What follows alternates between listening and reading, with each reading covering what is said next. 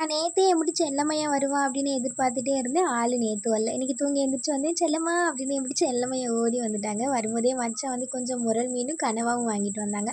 அக்காவுக்கு கொஞ்சம் உடம்பு சரியில்லைன்னு வரலேன்னு சொன்னாளா, விடுவோமா நம்ம 92 ஃபோன் பண்ணி வா வான்னு சொல்லவும், அக்கா ஒரு 12 மணி போல வீட்டுக்கு வந்துட்டா. அவள் வரும்போதே நம்ம மீன், கனவா எல்லாமே க்ளீன் பண்ணிட்டோமா, வீட்டுக்குள்ள விட அக்கா போமாட்டா. எப்பவுமே வந்தா நேரா கிச்சன்ல தான் சமைக்க ஆரம்பிப்பா. வந்ததும் அக்கா என்னடா ஸ்நாக்ஸ் வாங்கிட்டு வந்திருக்காருன்னு பார்த்தேன், ஆளு வெறும் பேக்க தான் தூக்கிட்டு வந்திருந்தா. அப்புறம் மீன் குழம்பு, மீன் பொரியல், அப்புறம் கனவா கிரேவி வச்சு நம்மளோட அப்பா, சித்தி எல்லாரும் நம்மள பார்க்க வந்திருந்தாங்க. சித்தினா அக்கா எல்லாரும் ஒன்று சேர்ந்துட்டா போதும்.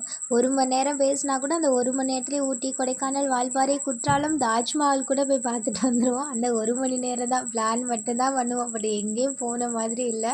எல்லாருமே அப்படியே கதை பேசிகிட்டே சாப்பிட்டுட்டு, சித்தி வந்து அடுத்து அடுத்து ஒரு ஃபங்க்ஷன் இருக்குன்னு சொன்னாங்களா, எல்லாருக்குமே இருக்கணும்னு ஆசை ஒன்றா. பட் சித்தி போயிட்டு அடுத்த மாதம் வேளாங்கண்ணி போகிற மாதிரி இருக்கும், அப்போ வரேன்னு சொன்னாங்க. அப்பா சித்திக்கு அப்படியே பாய் பாய் சொல்லி அனுப்பிட்டு, அப்புறம் அப்பா கொஞ்சம் பழங்கள்லாம் வாங்கிட்டு வந்திருந்தாங்க. பழங்கள், பூ, கேக்கு அப்படின்னு எல்லாத்தையுமே எடுத்து வச்சுட்டு, அக்கா, செல்லமே, மச்சான் எல்லாம் இருக்காங்களா, எல்லாரும் ஜாலியாக கதை பேசிட்டு இருக்க வேண்டியது தான். இன்றைக்கி நம்ம ஃபேமிலியில் எல்லாருக்குமே இனிய நண்பர்கள் தினம் நல்வாழ்த்துக்கள். அவங்கவுங்க ஃப்ரெண்ட்ஸ்க்கு உண்மையாக இருங்க. ஏன்னா நம்ம என்ன பண்ணுறோமோ அதுதான் நமக்கு திருப்பி கிடைக்கும். அதை மறந்துடாதீங்க.